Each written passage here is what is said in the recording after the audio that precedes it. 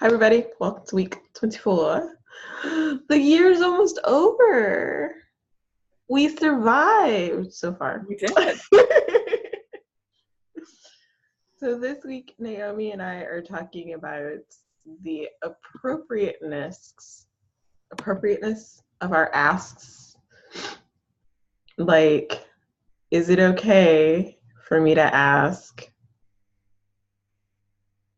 the school for non-school related things? I don't know. Yeah.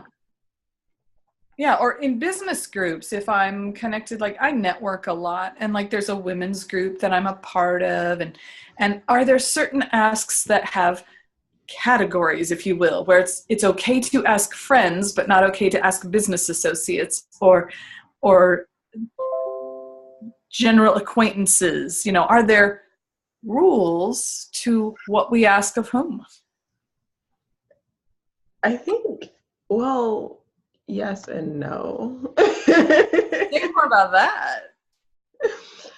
I'm sure that there are some societal decisions that have been made. Like, I'm not thinking about it in like an ask perspective at the moment, but just like my mom was one of those, you can't go nowhere with me looking like that kind of people. Like, I had to be addressed appropriately. Meanwhile, my children look like crayons when they go outside, like a box of crayons. Do you remember Wacky Wednesday from Spirit Week at school? No? Okay. So Wacky Wednesday or like Inside Out Day or, where you just don't match. That's my daughter's everyday dress. She is currently walking around wearing a hoodie that belongs to her stepmother. My daughter's shorter than me. Her stepmom maybe wears an XL. I'm like, smidget. You look like Winnie the Pooh in that thing. It's beige and it's big and she's little and I'm just like, I thought it was her dad's. I was like, what are you wearing? And then formal. She is known for cutoff jeans and rainbow colored leggings and sneakers and a shirt of an entirely different texture. And I'm like, sure, let's go. You know what? I say more power to her. Right. Like I gave birth to a brown skinned Punky Brewster. You totally just dated yourself, by the way. Oh, yes, way back then. But asking is sort of the same thing. Like my church, I love my church. I can go to church in jeans and a t-shirt. I have taken the children to church in pajamas. I am not going to my mama's church with the babies in pajamas. That is not okay. I think we have asking that is, the same. This adventure and being like what I have deemed an orphaned only child has led me to asking in inappropriate places, but it's also led me to free cars and well, and that concept of inappropriate places. I've mentioned my friend who in the past who she has no compunction about asking. She'd turn around and be like, hey, do you have $100 I can borrow?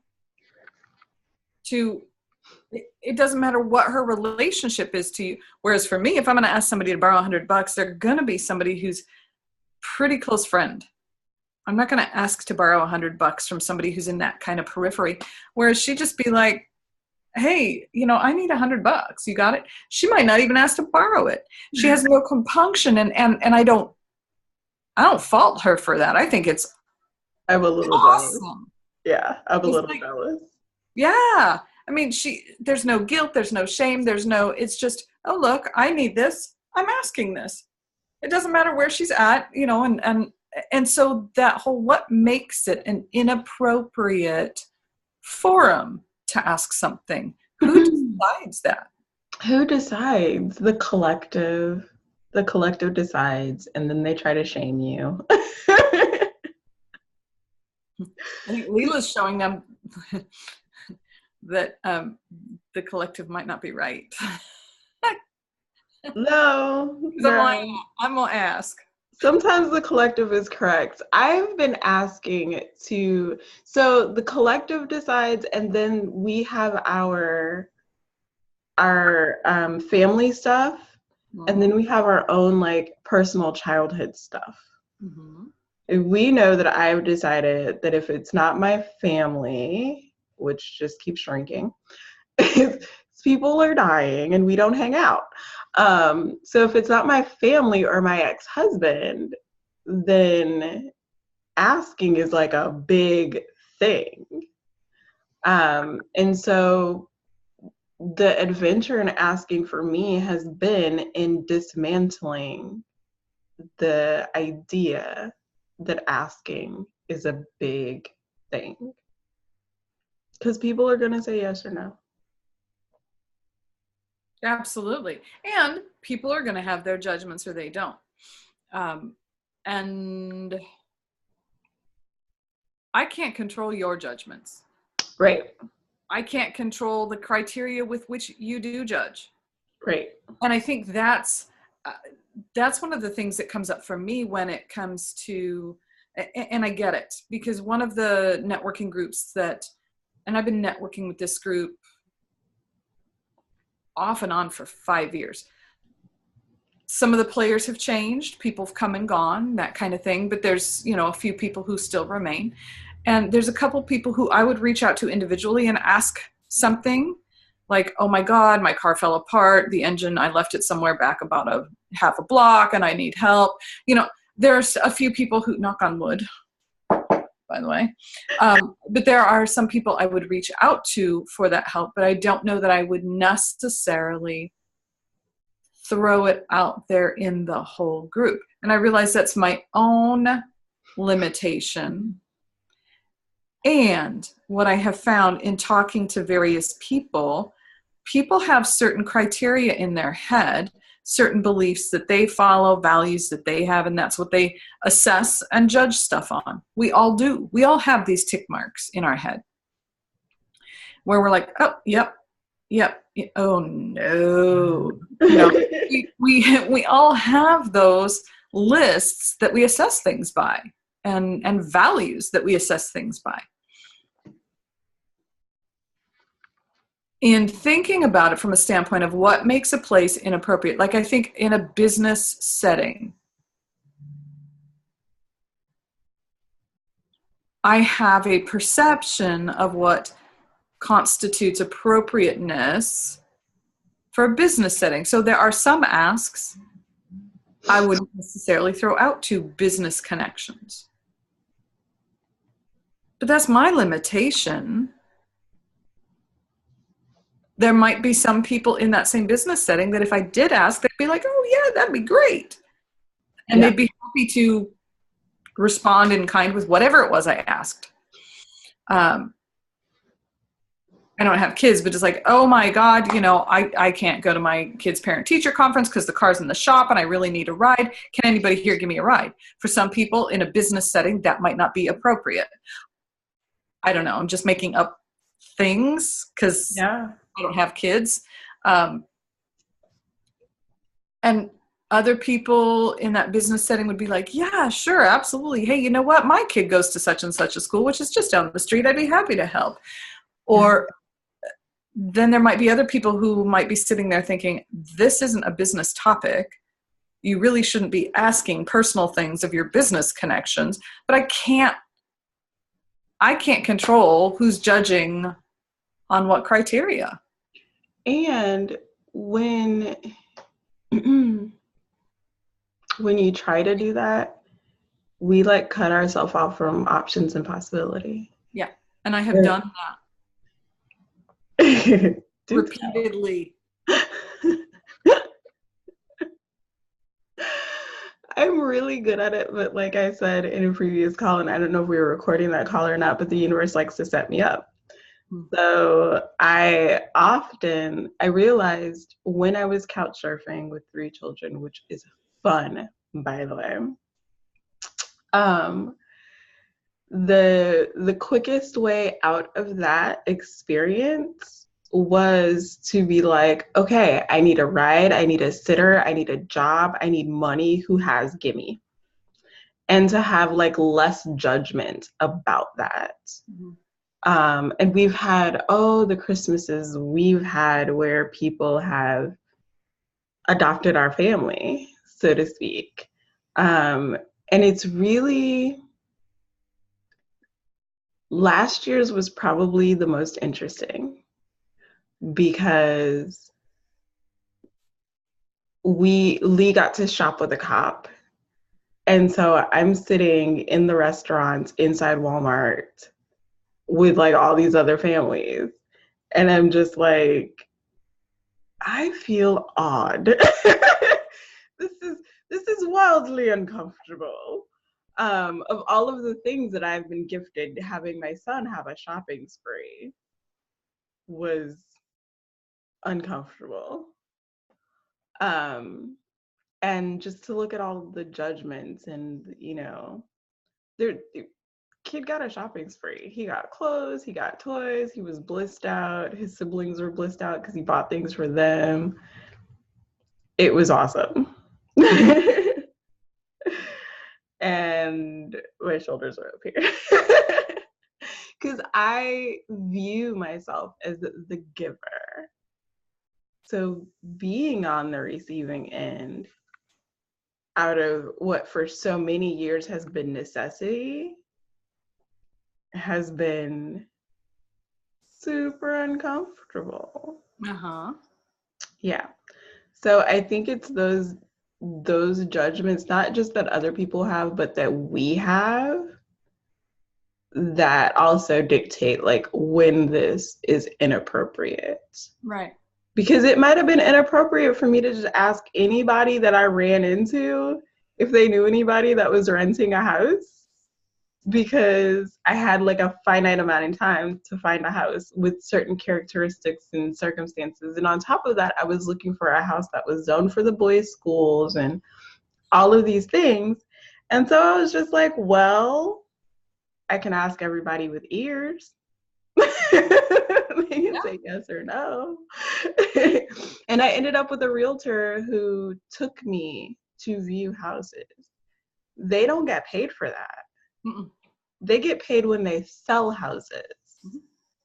If Sarah had found me a house for rent, she would have gotten like $50, which, you know, is like lunch money. You would have covered her gas for hauling your butt everywhere, but maybe not. We looked at so many houses, it might not have covered the gas. So, but people are so generous and they're so loving. So if we limit ourselves to, oh, this is a business environment, I can't ask non-business questions, we might talk ourselves out of new houses, new cars, clothes for the kids, new whatever. Mm-hmm. So I think it's a really good thing to look at. And when we were first talking about what are we going to do when our lease is up, and you know, looking at some of the options, I did put it out there to one of my networking groups. Hey, does anybody know anybody who's got a mother-in-law cottage? One of the gals I know, I happen to know her from two different networking circles.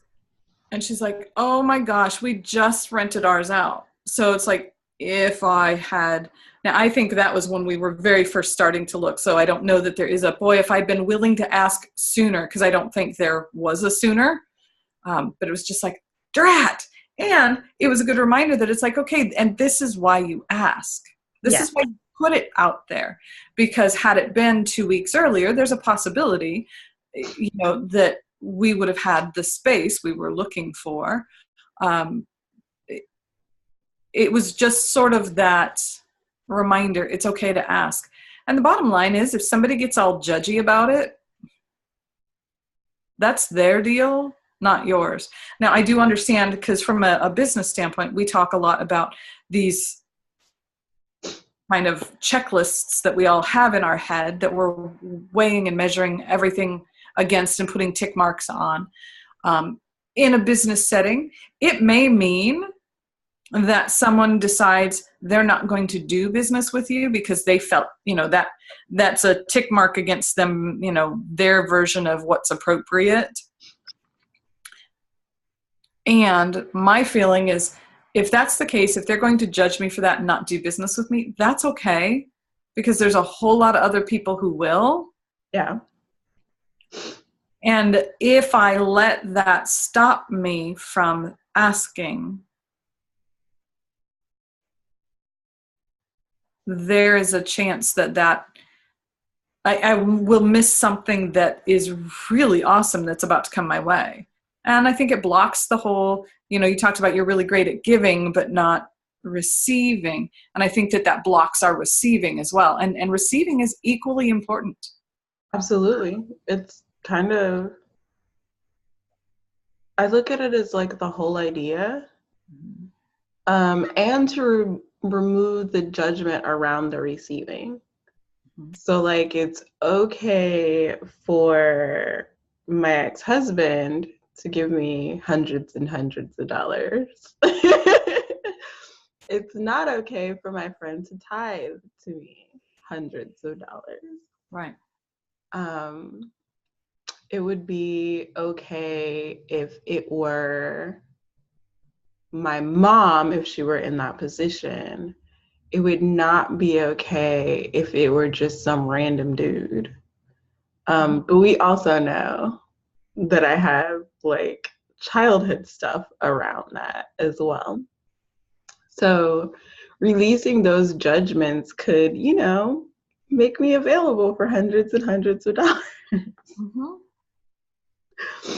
And the same thing is true of like,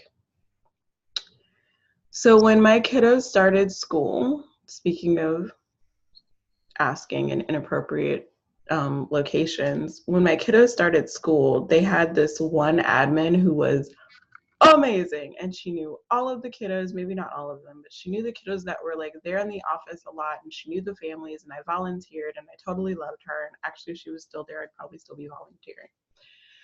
But I can't remember how this conversation got started, but from that fall, I ended up with a coat for me out of this conversation, because she was like, well, what do you need? Well, I need a coat.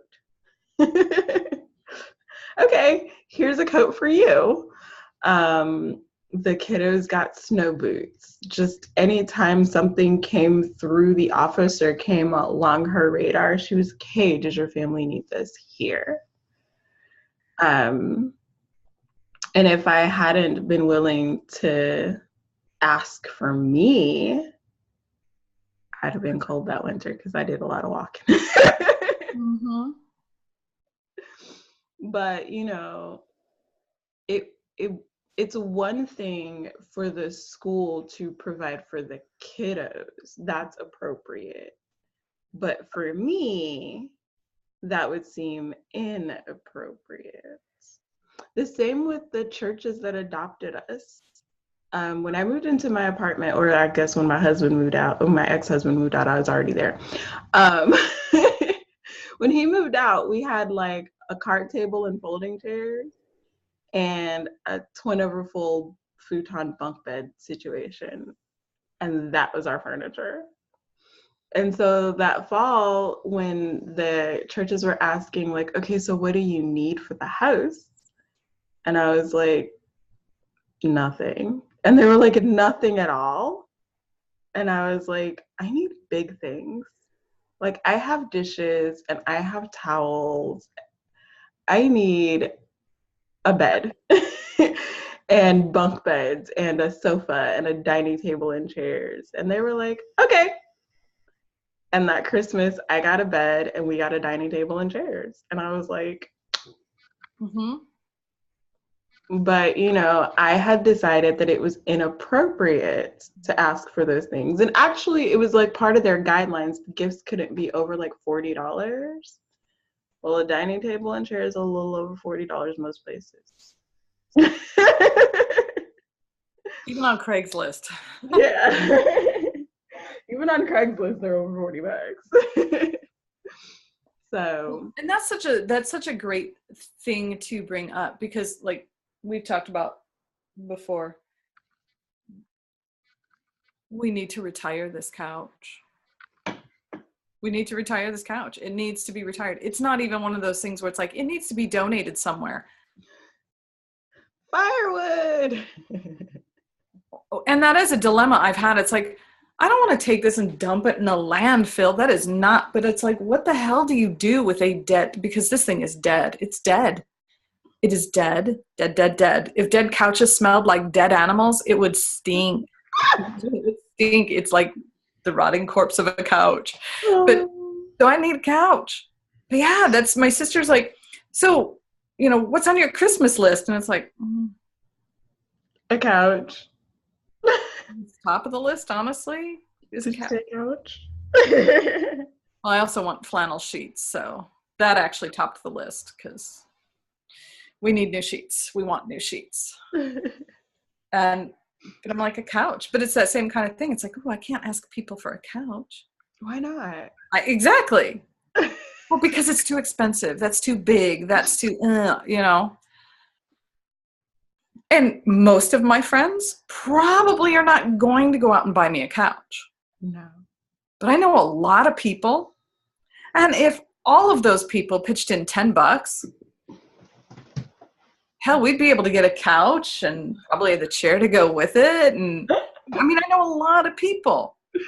So I think for sometimes it's the matter of, are we willing to ask, period, which is part of what our whole journey has been. But then the other piece is to push that envelope of where is it an appropriate place to ask. Yeah. Yeah. And like, so I'm in a fun place right now with my toy car.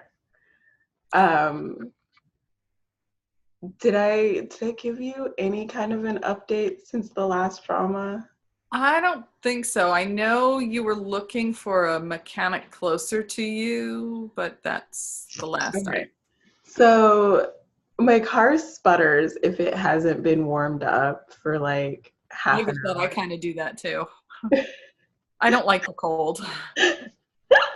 So it's got to warm up for like half an hour. That's ridiculous. Or it's when I'm driving. You live in too much of an area for that to happen because it's cold out.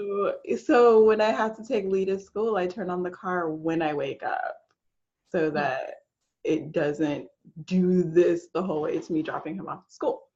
So finally take the car to the Honey's mechanic, and it needs a fuel injector. Ooh, okay. And a tune-up. So Calvin's like, all of my spark plugs and wires are like right there on top. He changed them lickety split under an hour, done. Then he goes, babe, there's oil in your spark plug wells. So I have probably a valve cover gasket leak. Yay. And then I was like, do I even wanna, I still don't want a car payment. Do I want to fix this car?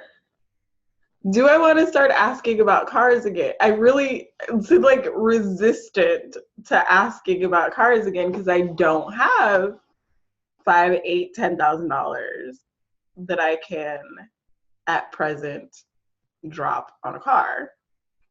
Because your money is allocated elsewhere. Thank you. Yes. And I don't have an interest in a car payment. Mm-hmm. So that's as far as I've gotten. But I have all of this resistance to be like, Lila's car fund. Please contribute at your leisure. And my car, I've not had my car for 6 months. Wait, no. I have. Never mind. I've had my car for over a year. Scratch that. Maybe it is time to ask for a new car. Well, and new car.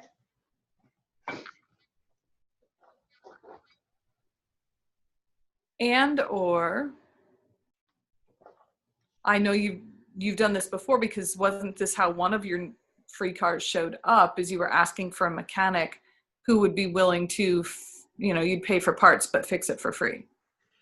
Yes, I am willing to receive mechanic labor. Yeah. If I knew anything about cars, I'd come out and fix it for you, but I don't. So. Thanks. You're welcome. Yeah, I mean, the fuel injectors are $275. I was going to say, I'd expect them to be a few hundred. Mm-hmm. Yeah. Okay. And then the valve cover gasket is actually cheap. It's like $30 or something like that. Labor is going to be the most of all of it. $900 million. So we'll see.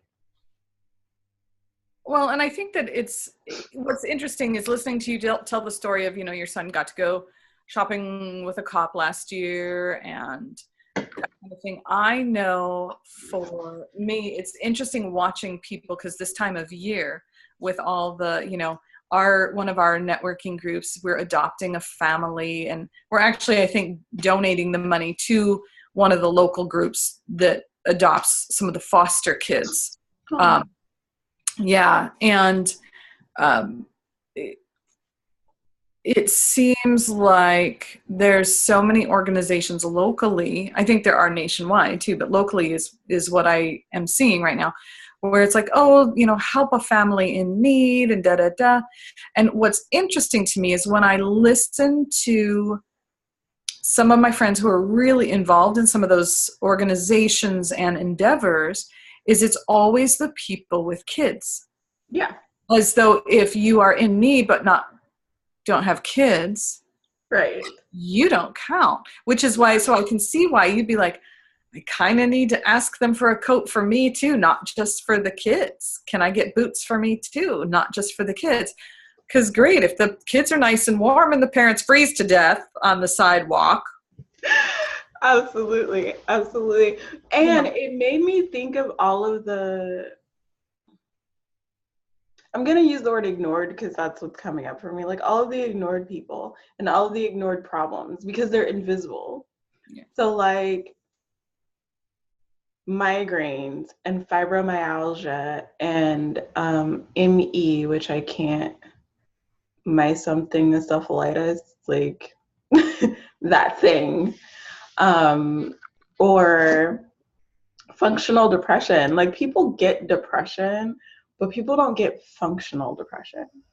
It's really hard to explain. Yes, I went to work and I know you get it. Yes, I went to work and I paid all my bills and I got straight A's in school and I didn't like life in any capacity. And so like, hey, can you like help me pay the rent this month? Because I just can't adult right now because depression or fibromyalgia and people are like, you're lazy, go away.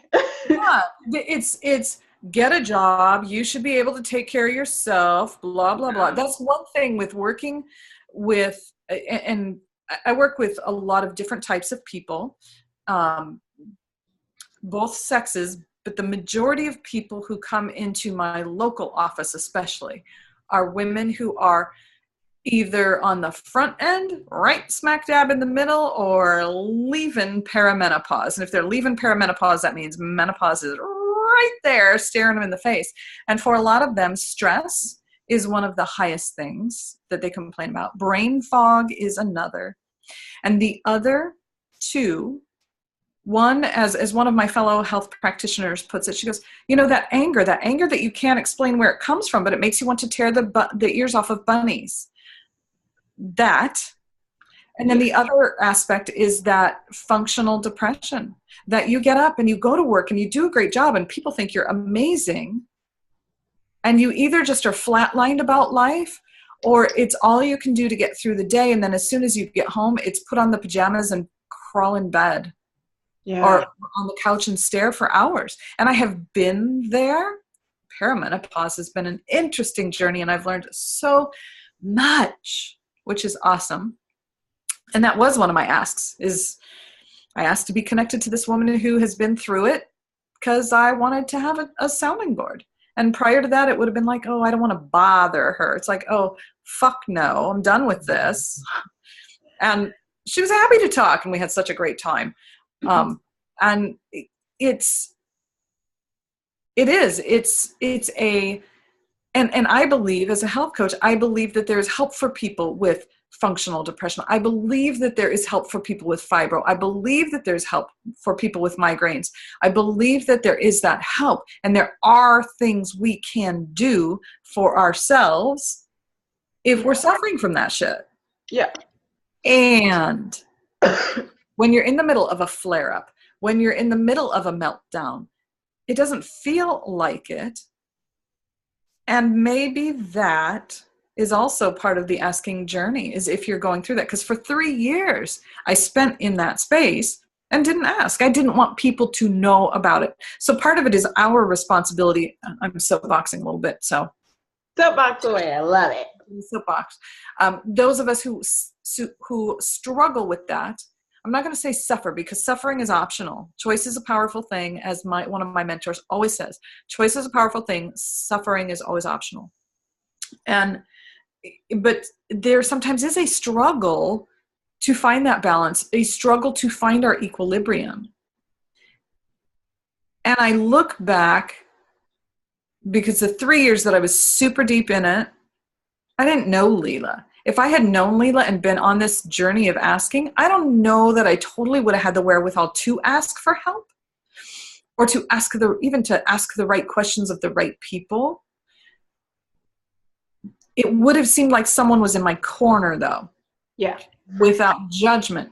And I think that that's an important thing as we go through this season. First of all, how do we keep up the support? It's great when at Christmas time, everybody shows up wanting to donate and help and adopt a kid and help a family and deliver Lila. Sorry, go on. Turkey Thanksgiving baskets and shop with a cop. What about in fucking May, when the seasons change and those kids need shorts?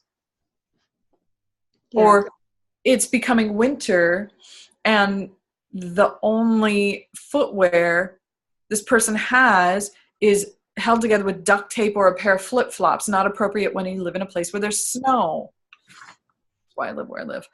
Flip-flops are fine. But, no duct tape. It's...